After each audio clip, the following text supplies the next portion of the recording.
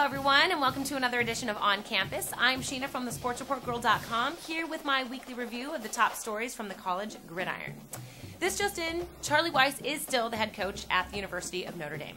At least for one more week, that is. Fighting back tears on senior day, Weis led the Irish to another shocking last-second defeat, this time to the scrappy UConn Huskies, a team that has been through an emotional ringer. The win was the first for the Huskies since the tragic death of Jasper Howard earlier in the season. A couple weeks ago, some thought Weis might be able to save his job by winning out, but with 3 straight losses and a 4th likely this week against Stanford, the writing is on the wall. Add to that the fact that Urban Meyer said he is in no way interested in the job, and things aren't looking so good for the Golden Domers. Myself, I gotta say, I'm gonna miss Charlie. Not that I think he deserves the job. It's just, he has always given us so much good stuff to talk about. Speaking of coaches on a hot seat, that is exactly where Les Miles finds himself this week, and rightfully so, I might add. I don't think I have ever seen a better example of poor clock management than what Miles and his staff gave us Saturday against Ole Miss. Frankly, it is inexcusable for a head coach to be that unprepared. Not only did the blunder cost the Tigers the game, it most likely cost them positioning and big money when it comes to bowl selections. I wonder if Miles would be interested in that Michigan job now.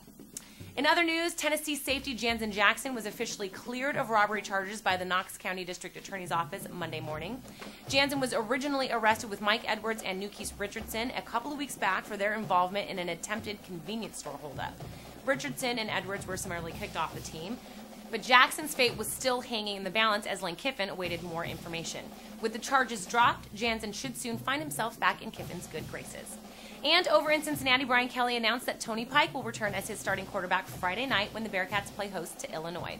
Pike, who was at one time a Heisman hopeful, injured his left forearm in mid-October against South Florida. He was replaced by Zach Caleros, who put up astonishing numbers of his own. But this game should provide Pike the necessary warm-up he will need before the de facto Big East Championship game against Pitt on December 5th. As for this week's schedule, here are the big games I will be keeping my eyes on. Like Alabama at Auburn Friday afternoon. The Tide should easily roll, but it's a rivalry game, so you never know. Even with a loss, Bama would still play Florida for the SEC Championship, but it would shake up the BCS. Friday has 2 other contests of interest, like Pitt at West Virginia. The big game for the Big East comes a week later, but the magnitude of that one is contingent upon the Panthers first getting past the Mountaineers.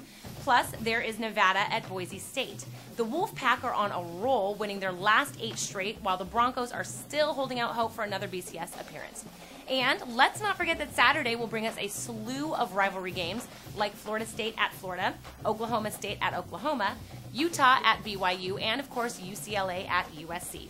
They may not have big implications on the national stage, but these rivalries sure are fun to watch. Okay guys, that is it for this week, but be sure to check out my daily rants at theSportsReportGirl.com and TrueFan.com.